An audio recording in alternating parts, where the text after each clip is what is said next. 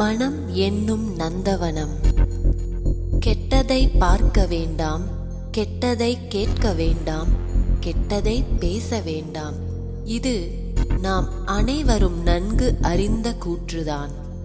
கெட்டதை பார்க்காமலும் பேசாமலும் கேட்காமலும் இருக்க வேண்டுமானால் நாம் முதலில் கெட்டதை சிந்திக்காமல் இருக்க வேண்டும். எண்ணங்கள் விதைகளை போன்றவை. ஒரு விதையை விதைத்தால் அது மெல்ல முளைத்து துளிர் விட்டு வளரத் தொடங்குகிறது. காலப்போக்கில் செடியாகவும் வளர்ந்து பிறகு மரமாகவும் ஆகிறது. அதைப் போலவே நம் மனதில் உதயமாகும் எண்ணங்கள் கூட வார்த்தைகளாகவும் பிறகு செயல்களாகவும் மாறிவிடுகின்றன. இவற்றின் அடிப்படையிலேயே பழக்கங்கள் நமக்குள் வேரூன்றி மரமாக நிற்கின்றன. இவற்றுள் நல்லவையும் அடங்கும், கெட்டவையும் அடங்கும். நம்மில் சிலர் எல்லா சமயங்களிலும் எதிர்மறையாக சிந்திப்பதையே பழக்கமாக கொண்டுள்ளோம். நான் பலவீனமானவன், நான் வயதானவன், நான் உதவாக்கரை, என்னால் முடியாது போன்ற எண்ணங்களின் வட்டத்திலேயே சுற்றி சுற்றி வருகிறோம். இதன் மூலம் எதிர்மறை எண்ணங்கள் நமது மனதிலே மரமாக வளர்ந்து விடுகின்றன. தாழ்வு மனப்பான்மை என்ற கசப்பான கனிகளையும் நமக்கு கொடுத்து விடுகின்றன. நாளடைவில் மனக்குழப்பம், சஞ்சலம், பயம், மன அழுத்தம் போன்ற வியாதிகள் நம்மை தாக்கத் தொடங்குகின்றன.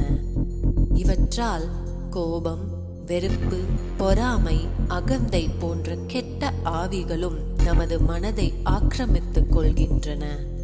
காலப்போக்கில் புகைப்பிடிப்பது, மது அருந்துவது, போதை மருந்துகளை உட்கொள்வது போன்ற தீய பழக்கங்களுக்கும் அடிமைகளாகி விடுகிறோம். பிறகு இவற்றிலிருந்து மீள முடியாமல் தவிக்கிறோம். முல்லை முள்ளால்தான் எடுக்க வேண்டும் என்று சொல்வார்கள். நமக்குள் முட்காடாக வளர்ந்து கிடக்கும் எதிர்மறையான எண்ணங்களை நாம் உடனடியாக வெளியேற்ற முயற்சிப்பது அவ்வளவு சுலபமல்ல. இவற்றை வெளியேற்றுவதற்கு நடத்தும் போராட்டத்தை விட்டுவிட்டு நல்ல எண்ணங்களை மனதில் விதைக்கத் தொடங்க வேண்டும். நல்ல எண்ணங்கள் அதிகரிக்க அதிகரிக்க கெட்ட எண்ணங்கள் தாமாகவே நமது மனதை விட்டு அகன்றுவிடும்.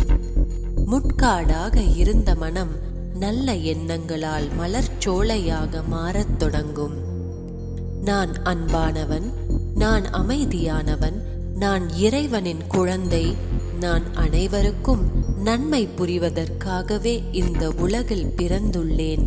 இது போன்ற நம்மை பற்றிய உயர்வான எண்ணங்கள் நாளடைவில் நமது மனதை நந்தவனமாக மாற்றிவிடுகின்றன.